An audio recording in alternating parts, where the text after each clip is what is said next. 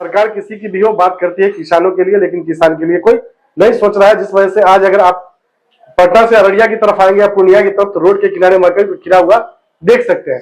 इन्हीं सब मुद्दों पर चर्चा करेंगे। सबसे पहले जानेंगे दिवाकर जी, आज आपका बहुत बिजी शेड्यूल है। रेप पीड़िता मुजफ्फरपुर की जो बच्ची थी उसके लिए आप लोग का आज प्रोग्राम है, पूरे बिहार में प्रोग्राम चल रहा है, आप लोग धरना प्रदर्शन कर रहे हैं, पुतला दहन कर रहे हैं। उस बिजी शेड्यूल में आपने हमारे लिए समय निकाला है। सबसे पहले आप ये बताइए कि आपका जो पूर्णिया है इसमें आज भी सबसे बड़ी और गंभीर समस्या क्या है जिसका समाधान विगत लेकिन 10 साल में उन्होंने आपको अपने आप को जनप्रतिनिधि नहीं समझा, वो व्यापारी ही बने रहे। ये जो आपकी मंडी है, लोग ऐसा कहते हैं कि ये नर्क बना हुआ है, इसकी स्थिति बहुत अच्छी नहीं है, कोई सुविधा नहीं है। तो निश्चित तौर पे किसान की जो बात सरकार करती है, चाहे वो केंद्र की सरकार हो या राज्य की सरकार हो, वो शायद धरातल पे नहीं है। एकदम सच्चाई है ये, कहीं नहीं। आप अगर चले जाएंगे ना, सुविधा तो कोई है ही नहीं जाने आने का। अगर मंडी में आपको अनाज बेचना है तो आप उसके गोदाम तक नहीं जा पाएंगे, बाहर ही किसी व्यापारी के गोदाम में आपको उतारना पड़ेगा। ये एक सुनिश्चित करके बिचौलिया का राज चल रहा है और झूठ मूठ का ये डबल इंजन का सरकार है, ये डबल इंजन की सरकार नहीं है। पूर्णिया में आज भी जल जमाव और इंक्रोचमेंट अतिक्रमण एक गंभीर समस्या है जिसका समाधान विगत कई वर्षों में नहीं हो पाया।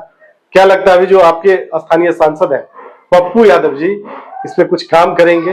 हाँ, हम लोगों ने ज्ञापन दिया था। हम लोगों ने दल से ऊपर उठ के एक प्रतिनिधिमंडल बना के हम लोगों ने मिला था। हम लोगों ने कहा था कि आज तक हम लोग बहुत दिन से दे रहे हैं, 10 साल 12 साल 20 साल से, कि यहाँ पे एक लालगंज ड्रेनेज है वो कंप्लीट हो रहा है, आज क्लोज हो जाएगा, फंड आ रही है। लेकिन हर एक साल ये देखते हैं कि वो काम सिर्फ किताबों में या धरातल कागजों पर रह जाता है। लेकिन हम लोगों को स्थानीय सांसद से उम्मीद है, उन्होंने कहा है हम लोगों को कि इस बार जो ये मुद्दा है मैं उठाऊंगा, कोशिश करूंगा जितना भी वो इसमें फंड प्रोवाइड करा के इसको सॉल्व कराऊं। जब आप क्षेत्र में जाते हैं, आम लोगों के बीच जाते हैं, जो बिहार की अभी वर्तमान में सरकार है वो ये कहती है कि हम आखिरी पंक्ति के लोगों को मुख्य धारा में जोड़ते हैं। तो जो दलित और महादलित बस्ती है, मैंने सच्चाई देखा कि आज भी वहां शौचालय नहीं है। लेकिन क्या जो 3 डिसमिल भूमि की बात बिहार सरकार करती थी वो जमीन पे है क्या?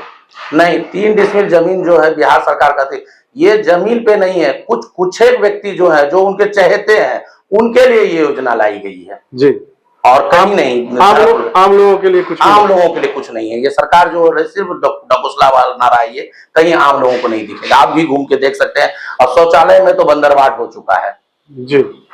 आप अपने पूर्णिया के लिए किस विजन के तहत काम कर रहे हैं? निश्चित तौर पे आप भी यहाँ के दावेदार हैं और प्रबल दावेदार हैं, लोगों के बीच जा रहे हैं, जनसंपर्क आपका चल रहा है।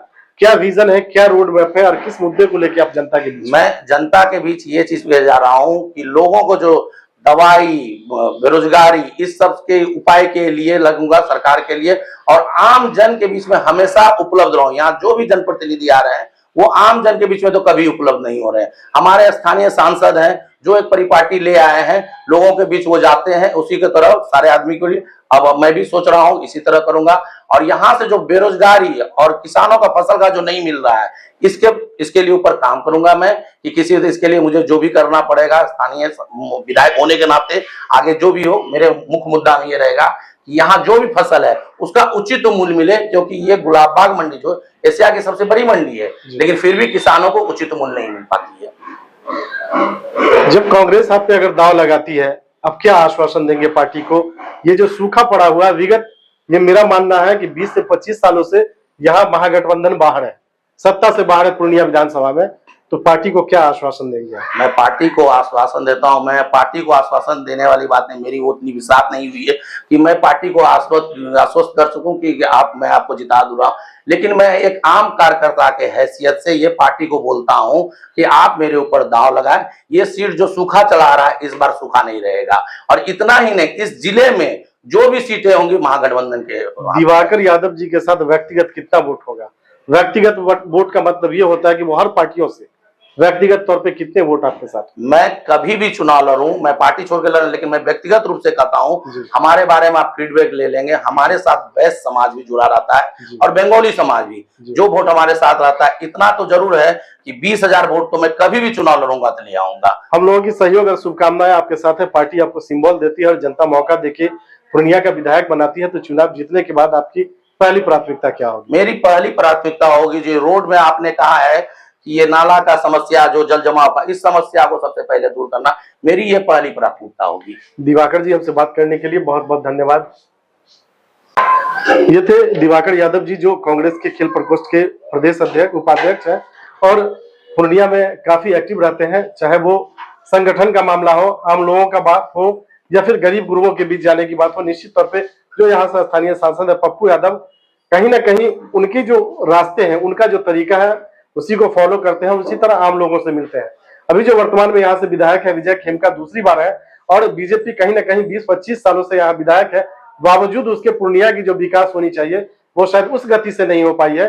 चाहे वो सड़क का मामला हो, ड्रेनेज सिस्टम का मामला हो, किसानों का मामला हो, आम लोगों का मामला हो, और इस डबल इंजन की सरकार में अभी जो दुर्भाग्य कह सकते हैं कि क्राइम आउट ऑफ कंट्रोल चल रहा है। निश्चित तौर पे पूर्णिया की जनता को भी यह तय करना है कि आपके बीच जब प्रत्याशी आते हैं तो शायद आप जात और धर्म के नाम पे, अपने कास्ट के नाम पे वोट कर देते हैं और अच्छे लोगों को आप मौका नहीं देते हैं। तो निश्चित तौर पे अगर यही स्थिति बनी रही तो जो भी वर्तमान विधायक है आपके, अगर उनके पार्टी ऑफिस की मैं बात कर लूं तो शायद एक दुकान में वो बैठते हैं और 9 बजे दुकान खुल के 7 बजे बंद हो जाता है। अगर ऐसे लोगों को आप व्यापारी को चुनते हैं तो निश्चित तौर पे वो व्यापार करेंगे, लेकिन अगर आप किसी समाज सेवी को चुनते हैं तो वो आपके सुख दुख के साथ खड़े रहेंगे। निश्चित तौर पे इनके जैसे लोग आते हैं तो इनको परिवार चलाने के लिए आपके पैसे की जरूरत नहीं है।